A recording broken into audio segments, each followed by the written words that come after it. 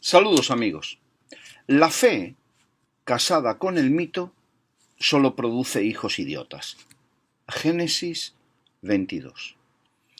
Abraham, que pasa por ser el padre de la fe, recibió la orden del Dios bíblico de sacrificar a su hijo Isaac y ofrecérselo en holocausto. Esta ilustración mítica de Génesis, como muchas otras en este libro, se nos ha presentado como la cúspide de la espiritualidad, el ejemplo sublime de la perfecta relación con Dios que todos debemos imitar. Pero nosotros, que sabemos que la fe, casada con el mito, produce hijos idiotas, no tenemos por menos que quitar el velo de esa ilusión mitológica para ver si la fe, sin nada a qué atenerse, muere de soledad. Verdaderamente, amigos, no hay que sufrir un pesado equipo intelectual en las espaldas, ni tampoco ser muy honrado intelectualmente para darse cuenta que cualquier persona normal y en sus cabales, al recibir semejante orden divina de degollar a su hijo y quemarlo luego encima de un montón de piedras, hubiera debido pensar con toda naturalidad qué clase de Dios loco, sádico e inmisericorde es este que manda a un padre matar y quemar luego a su hijo. ¿En manos de qué divinidad anormal y déspota estamos? Eso hubiera pensado una persona ética y decente. Pero Abraham no era ni representa a personas así. El Abraham mítico del Génesis era un imbécil rematado. Él no pensaba coherentemente, no se tomaba la molestia de reflexionar, no tenía la capacidad que tienen las personas normales para hacer eso. Abraham se limitaba a obedecer con total ceguedad, aunque fuera la orden de cometer un asesinato.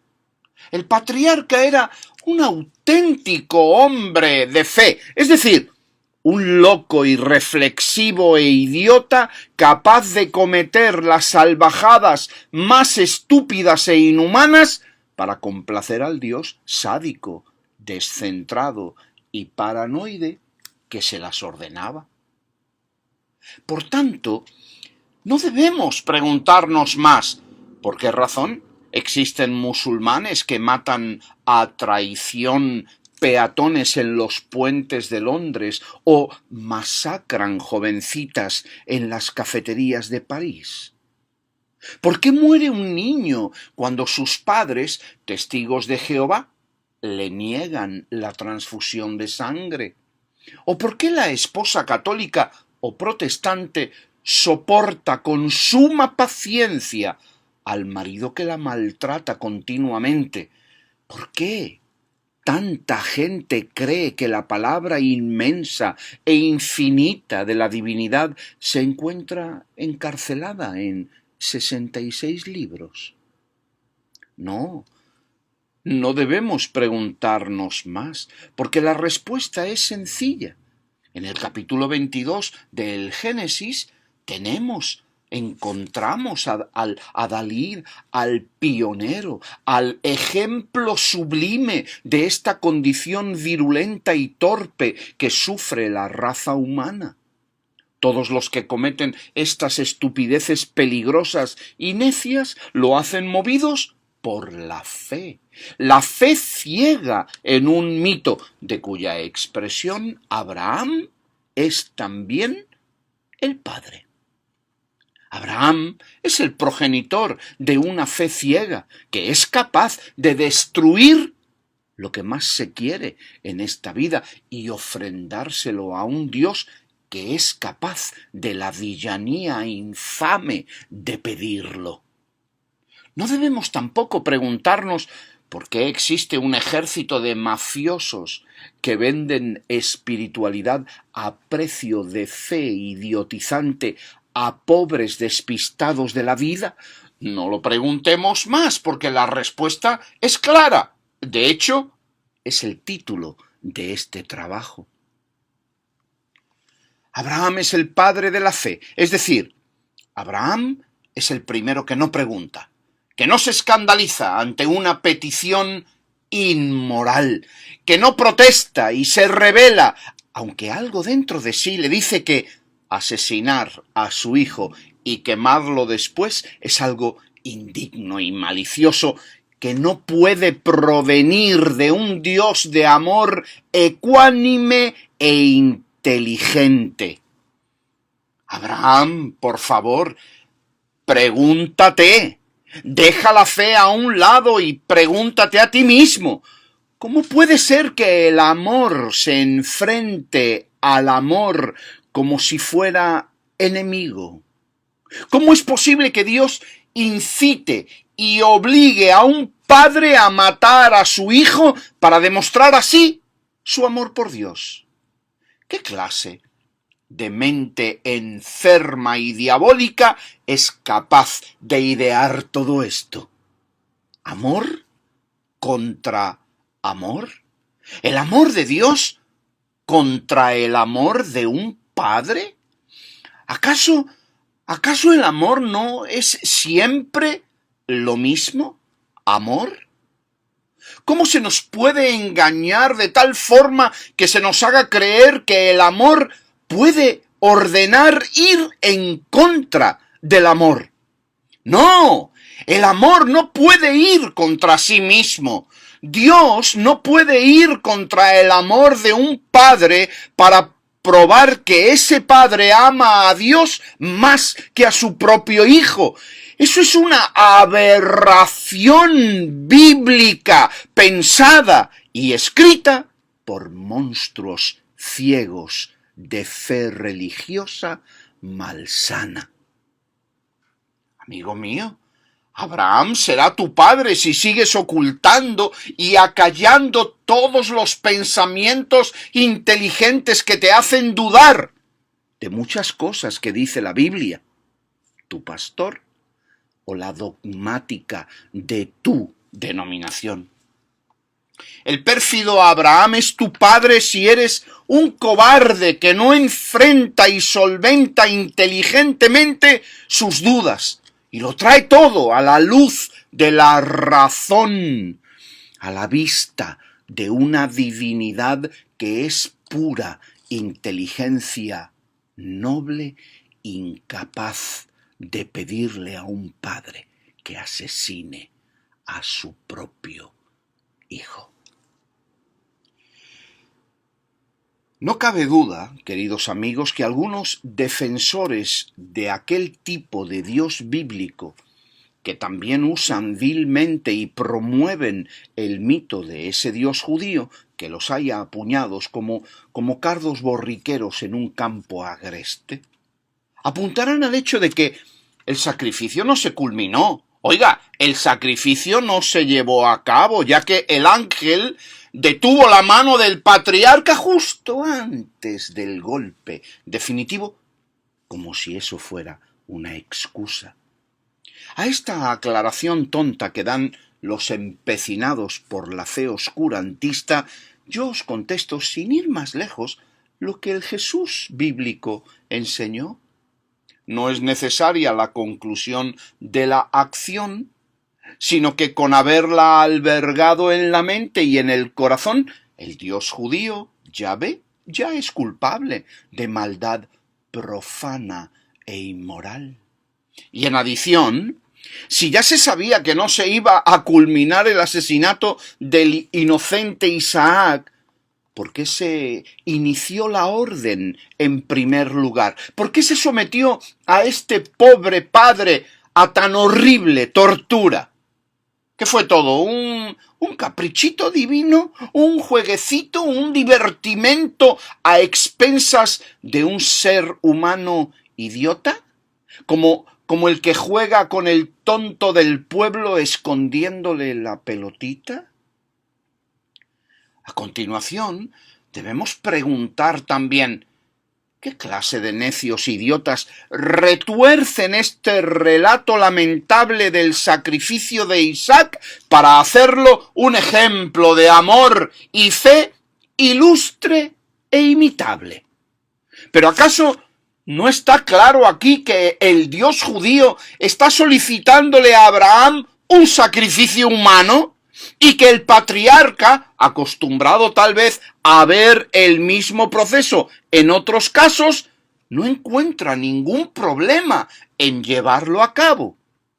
Amigos míos, una lectura atenta de los libros sagrados cristianos nos deja ver con claridad que el Dios revelado allí promueve y acepta sacrificios humanos. Y naturalmente esto es algo que los crédulos cristianos se niegan vehementemente a aceptar, pero que es algo que está claro como el agua cristalina cuando uno lee inteligentemente lo que está escrito. Yahvé, Hashem, el Padre, Jehová, o como queráis llamar a esa idealización hebrea, no tiene ningún problema en aceptar gustosamente el asesinato de personas en su honor. Por esta razón recibió el sacrificio de la hija de Jefté. Por favor, leed el libro de Jueces, capítulo 10. Y se agradó también en el sacrificio de Jesús, que aunque dicen que fue el mismo Jesús el que se ofreció, es innegable que el Padre de los cielos, según se alega, fue el que ideó y aceptó finalmente esa acción cruenta con beneplácito. Amigos queridos, la fe y nuestro miedo ligado a ella son los instrumentos que nos ocultan todas estas cosas. Hasta que no abrimos los ojos, es decir, hasta que no tiramos la zafia fe a la basura de fuera, no podremos nunca descifrar los verdaderos mensajes que hay encerrados en los libros de la Biblia. Lo auténtico que enseña la Biblia. Fíjense en este punto. Los teólogos cristianizados y maestros de las escrituras judeocristianas en general justifican la destrucción de los pueblos cananeos, eteos, filisteos, amorreos, sus gentes y animales, y el posterior robo de sus tierras bajo la excusa de que eran politeístas y sus dioses realizaban sacrificios humanos. Y es cierto que los representantes de Moloch, Baal-zebú, Astoret, divinidades cananitas todas ellas, incitaron a realizar prácticas sexuales depravadas y el sacrificio de niños y personas pasados por el fuego. Pero el Dios hebreo no fue diferente a aquellos dioses despóticos y criminales a los que él pretendía perseguir. El hecho de pedirle a un padre que asesine a su hijo en su honor degollándolo para luego quemarlo, como vemos en el pasaje de Génesis 2 que analizamos, es prueba indiscutible de ello. Y no solo eso, sino que más tarde ese mismo Dios hebreo es capaz de pasar a cuchillo a todos los descendientes primogénitos del pueblo de Egipto, niños que eran indefensos y totalmente inocentes y que fueron asesinados por un Dios que se las da de bueno y compasivo, pero cuyas acciones son tan abominables y malditas como las de los dioses satánicos que él dice juzgar y aborrecer. La contundente realidad es que promover y aceptar sacrificios de personas pone a Yahvé al mismo nivel que a Astoret, Baal y Moloch.